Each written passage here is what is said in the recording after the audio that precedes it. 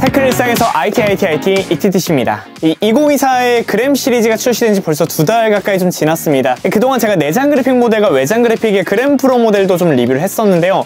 그런데 이번에 가져온 것은요, 조금은 특별합니다. 흔히들 램그램이라고 부르는 그램을 가져왔습니다. 이 본격적으로 제품을 좀 보여드리기에 앞서 인치별, 성능별로 굉장히 세부적으로 나눠지는 이 수많은 그램의 모델들을 내가 어떻게 찾아야 될지, 그리고 특히나 오늘의 영상에서는요, 그램별 추천 사용자까지 집어드릴 예정이니까 오늘의 영상 끝까지 함께 해주시면 감사하겠습니다. 그래서 오늘의 제품은요, LG 그램 17GT90SU GX5K입니다. 사실 LG 그램 시리즈의 모델명을 읽을 줄만 알면은 그램에 대한 시리즈를 고르는 방법은 굉장히 쉽게 마스터를 할 수가 있는데요. 가장 먼저는 모델 앞에 붙는 숫자입니다. 크게 13, 14, 15, 16, 17인치 제품들로 구성이 되어 있고, 오늘 설명드릴 램 그램은 이 중 16, 17인치로 구성이 되어 있습니다. 놀라운 건 주변 분들한테 숫자가 16이랑 17이랑 이게 화면 인치수의 차이다라고 말씀을 드려도 15랑 17이랑 대체 어떤 게 차이가 나냐, 이렇게 물어보시는 분들도 많이 계시더라고요. 정확히 알고 가시면 좋겠습니다. 이 모델명을 읽는 방법은요, 오늘의 제품을 예로 들자면 2개로 나눠서 읽을 수가 있는데, 가장 먼저 17GT90SU 그리고 GX5K 이렇게 2가지로 나뉩니다. 앞부분은요, 17인치의 프리도스 모델이고 프리미엄 등급의 기본 저전력 CPU를 가진 2024년형 그램을 뜻하면서요, 뒷부분에 GX5K는 내장 그래픽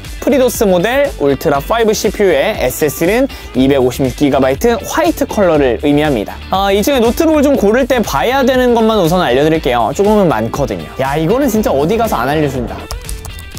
네, 일단 인치수를 선택하시고 윈도우 설치가 되어 있는 제품을 원하신다면 인치 다음에 알파벳이 ZD처럼 2개가 아닌 뭐 Z나 U나 T처럼 하나만 들어가 있는 제품을 찾으시면 됩니다. 그리고 숫자가 들어가는 부분에 5 이상 들어가는 제품들이 어느 정도 하이엔드급 제품들이니까 그 중에 찾으신다면 좋은 선택이 되겠네요. 네, 그리고는 저전력 코어인 알파벳 U인지 고성능의 알파벳 H인지 찾아보시고, 내장 그래픽이면 알파벳 G, 외장 그래픽이면 알파벳 E, 그리고 뒤에 오는 숫자가 5면 울트라 5, 7이면 울트라 7, 마지막으로 숫자가 6이면요 256GB SSD, 9면 512GB의 SSD를 가진 노트북이다 라고 생각하시면 됩니다. 혹시나 그거 외에 또 궁금하신 부분이 있으시다면 언제든 댓글로 좀 물어봐 주세요. 사실 오늘의 램 노트북 출시는요, 이 램의 진가를 좀 아시는 분들이 정말 기뻐할 소식입니다. 이 램이란 뭐 길게 풀면은 랜덤 액세스 메모리, 그래서 RAM 줄여서 램이다, 이렇게 이미 접근 저장 장치를 이야기를 하는데요, 쉽게는 커뮤니티에도 책상이라고 통용되는 경우들이 많습니다. 이 책상이 크면 여러 자료들을 쉽게 가져올 수도 있고 그 위에 자료들이 많이 펼쳐둘 수가 있듯이, 램은 웹브라우저에 내가 접속을 했을 때 사진이나 영상 이런 정보 데이터에 임의로 접근해서 그거에 대한 소스 썸네일이라고 하죠, 그런 부분 일부분만 저장을 하게 되는데, 이 램의 용량이 크면요 데이터에 빠르게 접근할 수도 있고 일부를 저장할 수 있는 양 자체도 많아지기 때문에 사진이나 4K 동영상 등 고화질 영상의 데이터까지 끊기지 않고 부드럽게 시청할 수가 있습니다. 왜 컴퓨터를 바꾸거나 노트북으로 볼 때마다 영상 자체가 좀 뚝뚝 끊긴다 라는 불편함이 있으셨던 분들은 그동안 램이 조금 부족했구나 라고 생각하셔도 좋을 것 같아요. 아무래도 이런 램에 대한 확장은 여러 창을 올려두고 작업하시는 분들한테도 너무 좋은 희소식인 거죠. 야, 이거 진짜 램 확장 대박 아니에요? 네, 그렇다면 일단 외관부터 좀 보여드리겠습니다. 현재는 17형으로 되어 있고요. 크기는 가로 379mm, 세로는 259mm, 그리고 두께 자체는 최소 16mm부터 최대 17.8mm로 구성이 되어 있고요. 무게는 1.3kg대, 약 1387g으로 측정이 되고 있습니다. 소재 자체는 아시겠지만 마그네슘 합금을 사용을 했는데요. 이미 눈썰미가 좋으신 분들은 아시겠지만 전체적인 하우징 자체는 2023년형 것을 사용했습니다. 그래서 컬러 자체도 전년도와 같은 스노우 화이트예요. 아마 올해 에센스 화이트를 또 좋아하셨던 분들은 살짝 아쉽겠지만 저는 개인적으로 스노우 화이트가 조금 더 좋더라고요. 이 백라이트의 키보드는요, 풀사이즈 100키의 터치패드로 전체적인 바디를 완성을 시켰는데, 아무래도 보시는 것처럼 전년도 하우징을 좀 써서 그런지 키패드에 있는 펑션키 목록이 올해 개선된 마이크 끄기나 카메라 끄기 등이 아닌 이전 목록들로 다시 들어가 있습니다. 이 점은 개인적으로 조금은 좀 아쉽더라고요. 네, 다음은 좀 포트를 자세하게 보여드리겠습니다. 포트 구성은요, 한쪽에는 HDMI 2.1 포트부터 3.5파이 헤드폰 잭, 그리고 썬더볼트 4를 지원하는 USB-C 포트 2개가 있는데 USB PD 지원으로도 보조 배터리 충전이 가능한 포트입니다. 개인적으로 3.5파이 헤드폰 단자가 이쪽으로 들어가니까 개인적으로 만족스럽더라고요. 마우스를 하면서 방해를 받지 않으니까요. 반대쪽에는 마이크로 SD 카드 슬롯, 그리고 USB 3.1을 지원하는 A포트 2개, 켄싱턴 락 홀까지 있습니다. 이 구성품은요, LG 그램 노트북, 그리고 충전기, 사용 사용 설명서까지가 동봉이 됩니다. 저는 개인적으로 이 충전기가 지금 많이 작아지고 있는 추세인데 조금 더 작아졌으면 어땠을까 하는 아쉬움이 남거든요. 요거 제품 자체가 65W짜리이기 때문에 조금 더 작아져도 좋지 않을까 생각합니다. 디스플레이는 앞서 리뷰했던 내장 외장 그램과 비슷한 디스플레이를 가지고 있습니다. 17인치의 그램은요 FHD 대비 2배 정밀한 해상도인 WQXG, 그리고 패널은 IPS의 LCD 패널을 사용을 했는데요. DCI P3 기준 99%의 색재현율을 보여주고 있습니다. 이 안티글레어를 가지고는 여전하고요. 화면 비율은 16:10을 보실 수가 있는데 저는 아무래도 사무용 노트북으로 사용할 거면 16:9보단 확실히 16:10이 편하더라고요. 여러분들은 어떠신가요? 이 밀스펙 인증을 받아서 내구성도 유지가 됐고요. 배터리는 77W시로 올해 그램 프로와 동일한 배터리셀을 가지고 있습니다. 약간 신기한 게 저는 개인적으로 이게 전년도 하우징을 썼기 때문에 그램에 지금 램그램 배터리도 80W시로 유지하지 않을까 생각을 했거든요. 그런데 이런 부분이 77W시로 된 걸 보면 아마 코어도 울트라5로 되면서 전성비도 챙겼고 77W시로 오히려 무게는 줄이면서 전성비로 인한 배터리 시간은 비슷하게 가져갈 수 있지 않았을까 생각도 들더라고요. 그래도 이 정도면 충분히 쾌적하게 사용할 수 있을 것 같습니다. 다음으로는 그래픽에 대한 이야기를 잠깐 해도 좋을 것 같은데요. 사실 제품을 받아보고 명확하지 않았던 게 그래픽이었습니다. 이 장치 내부에서도 그저 인텔 그래픽이라고만 표기가 되어 있어서 이 해당 부분은 제가 LG 공식 인증점을 통해서 좀 확인을 해봤는데요. 인텔 자체에서도 해당 그래픽에 대한 정확한 벤치마크 수치를 내놓지는 않아서 이게 성능에 대해서 제가 정말 정확하게 언급을 드리긴 조금 어렵지만 프로 라인업의 아크 그래픽 요거의 한 성능 절반 정도라고 이야기를 받았습니다. 이 전년도 내장 그래픽으로 많이 사용되던 아이리스 XE 정도의 성능과 견주지 않을까 생각이 드는데 혹여나 더 떨어지면 어쩌지에 대한 걱정이 저는 개인적으로 좀 컸거든요. 근데 아이리스 XE 정도의 내장 그래픽이다?